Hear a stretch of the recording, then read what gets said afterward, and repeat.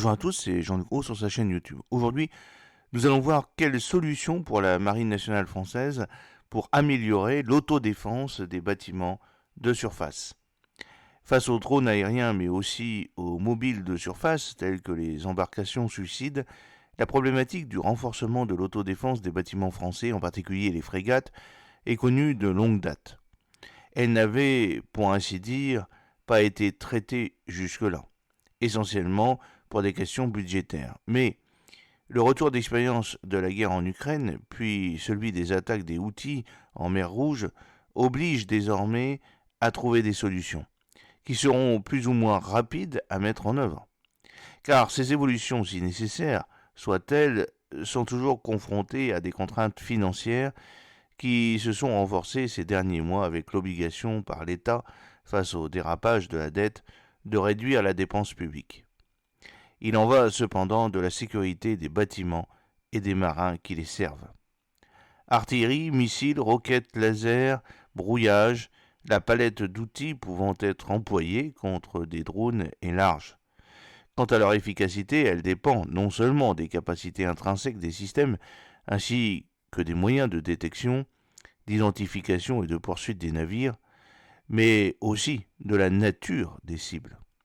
Ainsi, pour une menace aérienne, par exemple, on ne neutralisera pas de la même manière un essaim de micro-drones de quelques kilos lancés depuis la côte ou une embarcation relativement proche, et de grands drones aériens capables de parcourir des centaines de kilomètres. Alors vous avez sur une petite photo un drone aérien Houthi made in Iran. Contre les drones aériens, l'emploi de missiles Aster semble disproportionné et intenable dans la durée, tant le missile Aster est très cher. Récemment, l'attention s'est focalisée sur ces derniers suite aux multiples attaques lancées depuis le Yémen par les Houthis contre le trafic maritime commercial et certains bâtiments militaires occidentaux évoluant en mer Rouge et jusqu'en océan Indien. À cet effet, les rebelles yéménites emploient des drones aériens UAV à longue portée de conception iranienne, dont certains sont modifiés par leurs soins. Par exemple, au niveau du système de guidage. Rapidement, il est apparu que l'emploi de missiles surface-air Aster, un armement de pointe conçu par MBDA pour traiter des menaces dans le haut du spectre, missiles anti-navires supersoniques et balistiques notamment, n'était pas une solution pérenne. D'abord, du fait que leur nombre est limité à bord des frégates, seulement 16 pour les 6 premières frames par exemple, et que ce stock peut être rapidement épuisé face à une multiplication des attaques. Ensuite, parce que l'argent c'est le nerf de la guerre et que l'emploi trop répété d'Aster n'est pas économiquement viable. Ces missiles coûtent très cher, en effet, entre 1 et 2 millions d'euros, là où les drones lancés par les Houthis valent quelques dizaines de milliers de dollars. Face à ces engins peu manœuvrants et relativement lents, quelques centaines de km/h, l'emploi d'Aster est totalement disproportionné. Enfin, cette solution est d'autant moins pertinente que les rebelles yéménites panachent leurs attaques en tirant, en plus des drones aériens, des missiles balistiques et des missiles anti-navires qui, eux, nécessitent l'emploi d'Aster. Il convient donc de préserver ces précieux missiles pour se protéger des menaces qui en valent vraiment le coup. Alors, quelles sont la multiplication de ces types de menaces et les réponses pour les traiter selon moi? Le développement et la prolifération d'armes balistiques et hyper véloces à travers le monde ne fait d'ailleurs que confirmer la nécessité de systèmes surface-air de première classe comme l'Aster. De même que la poursuite des travaux sur les futurs développements de cette arme afin de contrer les menaces dans le haut du spectre qui apparaîtront dans les années à venir. Le problème, c'est la multiplication des types de menaces, avec l'émergence en haute mer de l'utilisation d'UAV bon marché, à même sinon de saturer les capacités de défense des navires visés, du moins de liquider rapidement les stocks de missiles, imposant une fois les lanceurs presque vides une réserve et conservée pour l'autodéfense. Un retour au port pour recharger des astères. À cela s'ajoute donc la nécessité de se protéger contre les menaces conventionnelles, les aéronefs et les missiles adverses, mais aussi face à des embarcations suicides, avec là encore le développement de drones de surface USV, parfois difficiles à détecter et pouvant être employés en nombre.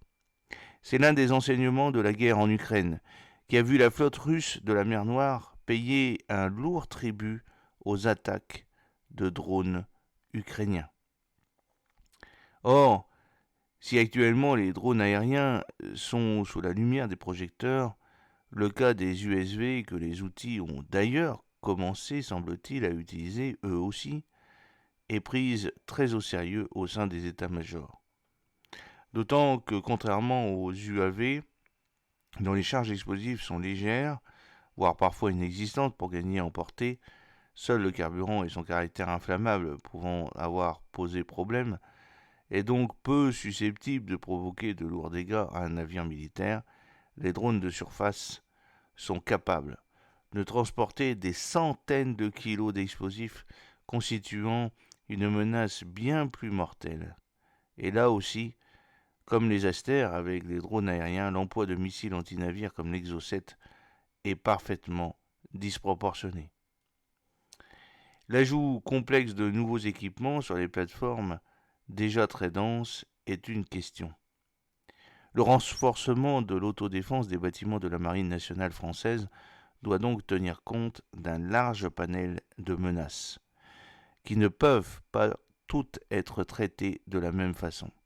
Or, sur un bateau, surtout une unité déjà en service, la place disponible est forcément très limitée, ce qui réduit considérablement les possibilités d'ajout de nouveaux systèmes spécialisés dans le traitement de telle ou telle menace. Il faut également compter avec la complexe équation du bon fonctionnement des équipements dans un environnement déjà très dense. Car les bâtiments militaires sont des plateformes bardées de capteurs et de systèmes de communication, ce qui rend compliqué la cohabitation des différents systèmes, notamment sur le plan électromagnétique. De plus, l'ajout d'équipements qui passe souvent par la mise en place de supports ou d'encorbellement, voire de renforcements structurels qui ne sont pas sans impact architecturaux, ne doit pas obérer la furtivité des bateaux en augmentant leur surface équivalente radar. Il ne suffit donc pas de dire qu'il convient d'ajouter un système ou un autre. Encore faut-il que cela soit techniquement possible à un coût raisonnable et sans compromettre des capacités existantes. L'opération est par conséquent bien plus délicate qu'il y paraît. L'amélioration en cours des moyens optiques d'identification est une des solutions. Dans cette perspective, différentes solutions plus ou moins impactantes sont étudiées. La plus simple, déjà actée, est le renforcement des capacités d'identification optique des frégates. Alors que les radars, dont les Raclès, des frégates multimissions, FREMM, parviennent à détecter des drones aériens malgré leur faible SER, comme les opérations en mer Rouge l'ont démontré, l'enjeu avec cette menace est d'être en mesure d'identifier la cible avec certitude, c'est-à-dire visiblement pour éviter les erreurs à l'image de la frégate allemande Essen qui, le 26 février 2024, a failli abattre un drone américain, le confondant dans un premier temps avec un engin outil.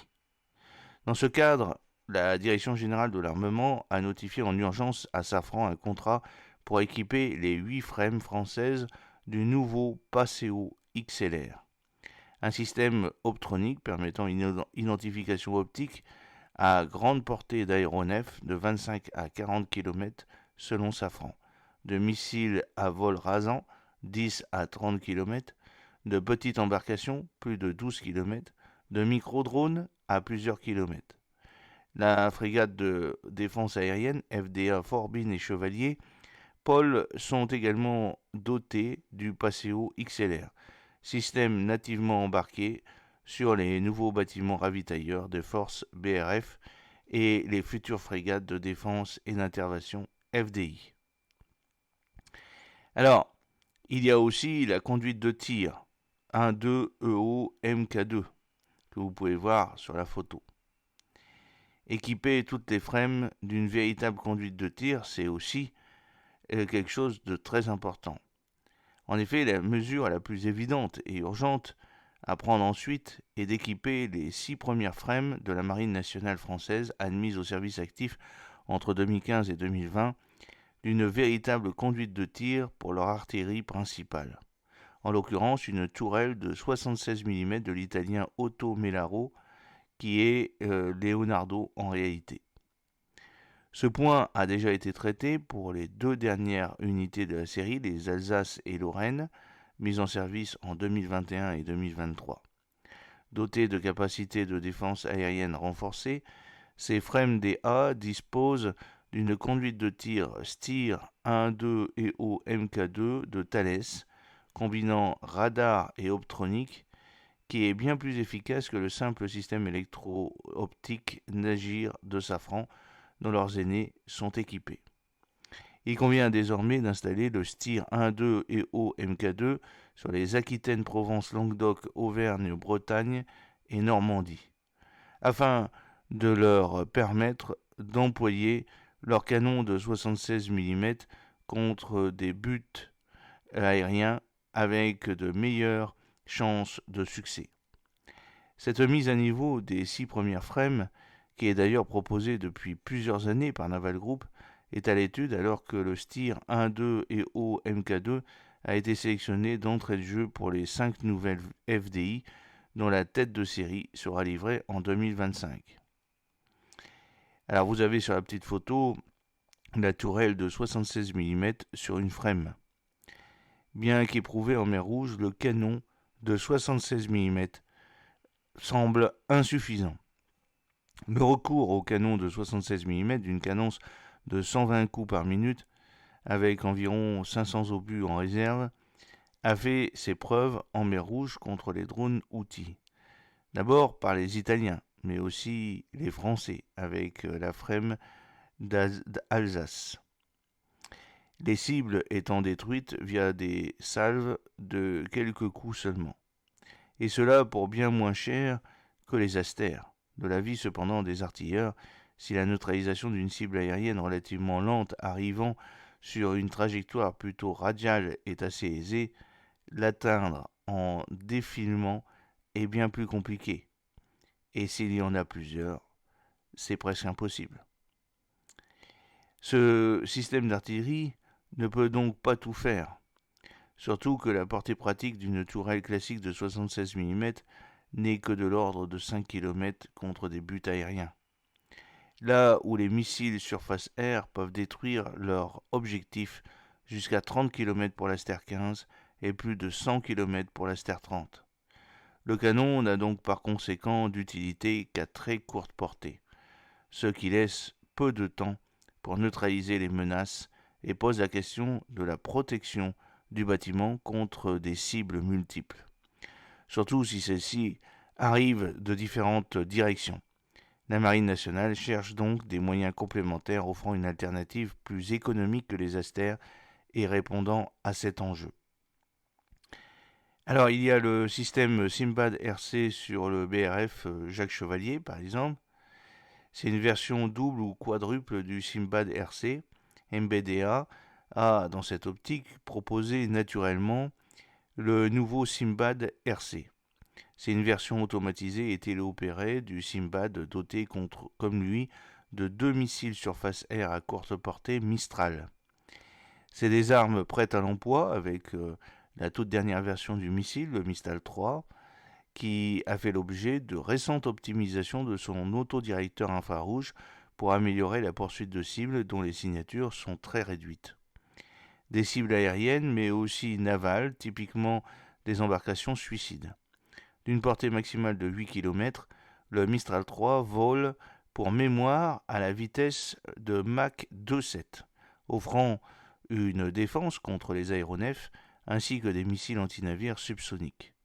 Avec un coût de quelques dizaines de milliers d'euros seulement, Ce système a été retenu pour équiper les nouveaux BRF et devrait aussi embarquer sur les prochains patrouilleurs hauturiers PH, de même que les porte-hélicoptères amphibies PHA à l'issue d'une future modernisation en remplacement des Simbad manuels.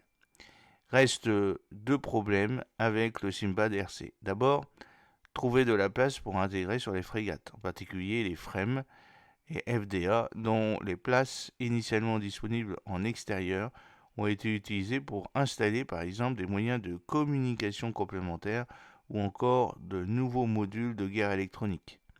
Les marins estiment de plus qu'un lanceur de 2 missiles n'est pas suffisant.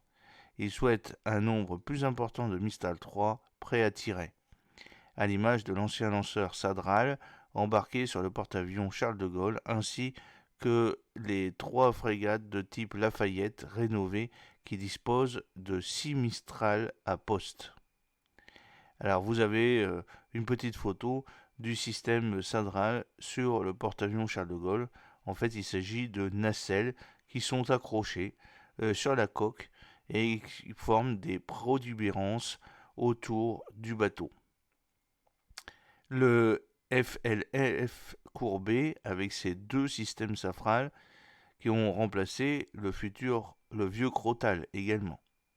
Mais ce système n'est plus produit et MBDA et son seul tourolier CGLEC ont donc imaginé une nouvelle version du Simbad RC dotée de 4 Mistral 3, une nouvelle génération en quelque sorte du Tetral produit dans les années 2000 pour les corvettes indonésiennes de type Sigma. Mais là encore, les militaires estiment que 4 missiles, cela reste juste. Alors, il y a le LMP de Naval Group, c'est le lanceur modulaire polyvalent.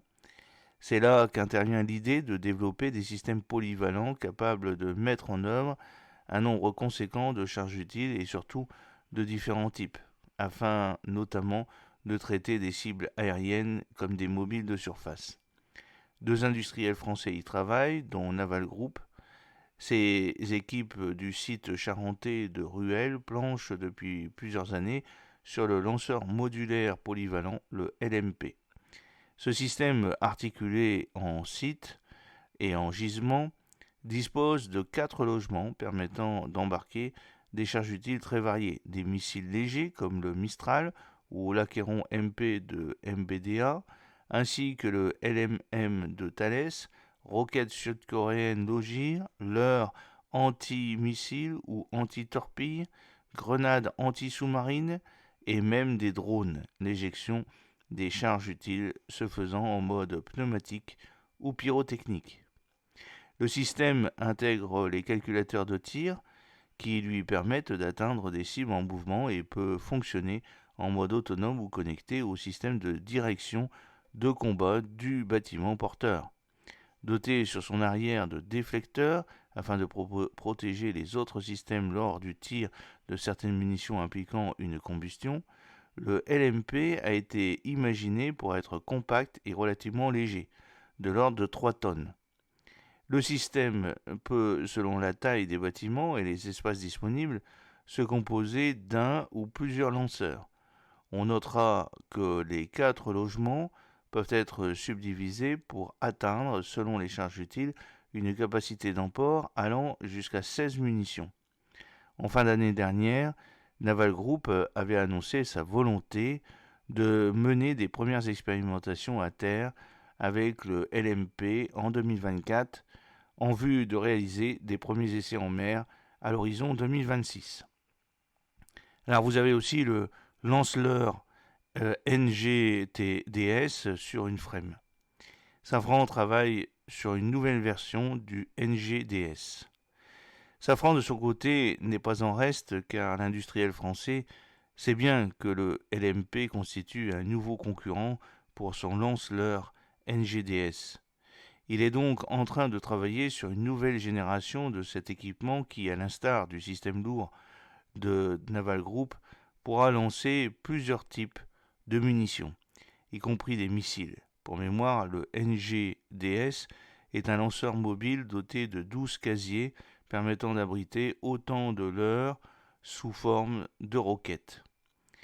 Les rangées verticales de 3 casiers pouvant être remplacées par un kit de 12 leurres plus légers de type mortier. Si une rangée est gréée avec 12 mortiers, le reste du lanceur peut donc abriter 9 roquettes. Alors vous avez donc une petite photo des marins chargeant une roquette de leurrage sur un NGDS à bord d'une FREMM. Et puis vous avez également une photo montrant un NGDS sur une FDA avec 9 roquettes et 12 mortiers. L'idée de Safran est d'adapter son NGDS pour permettre l'emport d'autres charges utiles, comme par exemple des missiles Mistral, avec comme argument principal de pouvoir réutiliser certaines parties, notamment mécaniques, afin de faciliter l'intégration et limiter les coûts de développement. Mais il faut trouver des emplacements sur les FREMM et les FDA. Le remplacement sur les FREMM et FDA des actuels NGDS par ce système ou bien par le LMP paraît donc la solution la plus évidente. Trouver la place ailleurs paraissant très compliqué. À l'exception peut-être d'un emplacement sur le toit de hangar hélicoptère nécessitant le montage d'une structure de support, mais cet emplacement a été lui aussi bien rempli avec les ajouts effectués ces dernières années. Là, vous avez quelques photos de la FREMM Provence et des superstructures des FREMM qui sont déjà fortement encombrées. En cas de remplacement du NGDS, se pose cependant une question. Comment profiter d'un système polyvalent permettant de mettre en batterie des missiles moins chers à même de contrer des attaques de drones aériens et navals tout en conservant également prêt à l'emploi suffisamment de roquettes et de mortiers pour s'opposer en ultime couche de protection à des missiles anti-navires qui auraient échappé aux astères. La solution pourrait finalement consister à débarquer les 2 lance-leurres anti-torpilles du système franco-italien SLAT installés de part et d'autre des superstructures des FREMM et FDA vers l'arrière. Là, vous avez une petite photo de l'un des 2 lance-leurres anti-torpilles du système SLAT sur une FREMM avec un second plan, un NGDS. Une option envisageable, si les nouveaux leurres anti-torpilles Canto 5 de Naval Group peuvent être intégrés sur le LMP ou sur le NGDS-NG, voire sur des lanceurs pneumatiques fixes comme c'est le cas sur les FDI. Dès lors, les lanceurs SLAT, aussi volumineux que ces systèmes et dotés de 12 logements, peuvent offrir 2 espaces disponibles, complétés ou non par 2 autres en lieu et place des actuels NGDS, ce qui offrirait une augmentation très significative du potentiel d'autodéfense des frégates françaises. Alors vous avez une petite photo d'une frégate de type FDI, ici la version grecque avec 4 lanceurs verticaux Sliver à l'avant et un système RAM à l'arrière. Alors des marges de manœuvre sur les FDI, il faudra en trouver. Pour les futurs FDI, le renforcement des moyens paraît plus simple puisque ces bâtiments, qui ne sont pas encore à la mer, disposent d'espaces conservatoires toujours libres. D'abord sur la plage avant, où pour le moment, seuls 2 lanceurs octocuples Silver A50 pour 16 missiles Aster 15 et Aster 30 sont financés.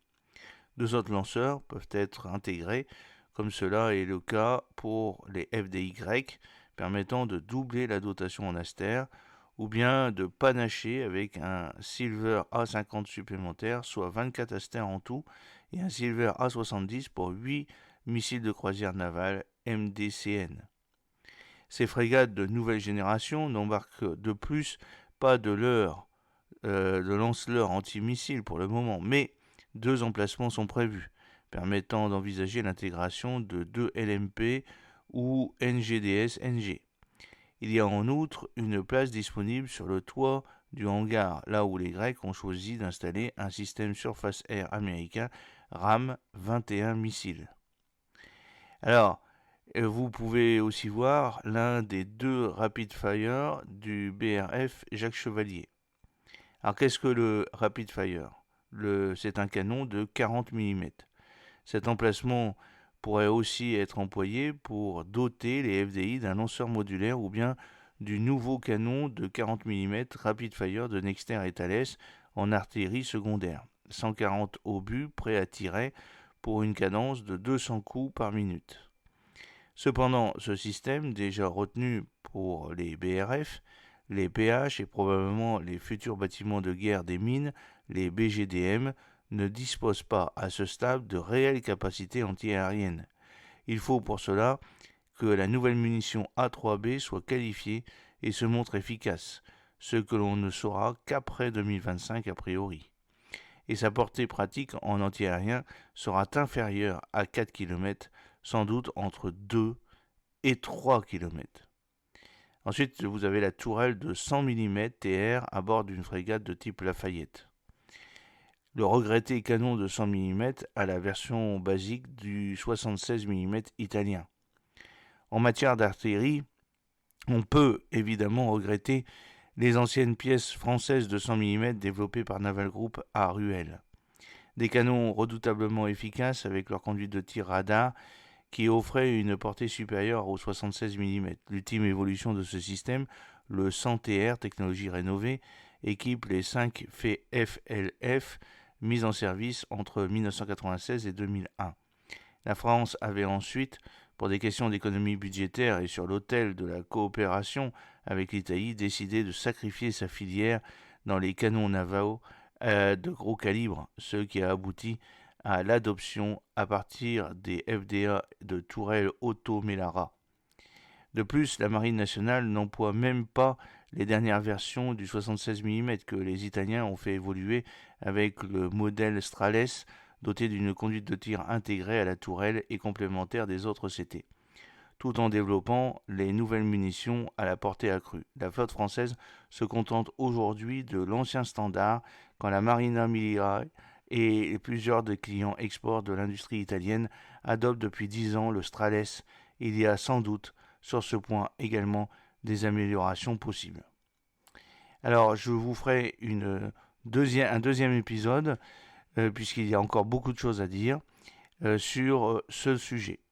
J'espère que cette petite vidéo vous a plu. N'oubliez pas de cliquer sur le pouce pour la promouvoir, de vous abonner si ce n'est pas encore fait et de partager cette vidéo sur vos réseaux sociaux. A très bientôt, fidèlement, Jean-Luc O.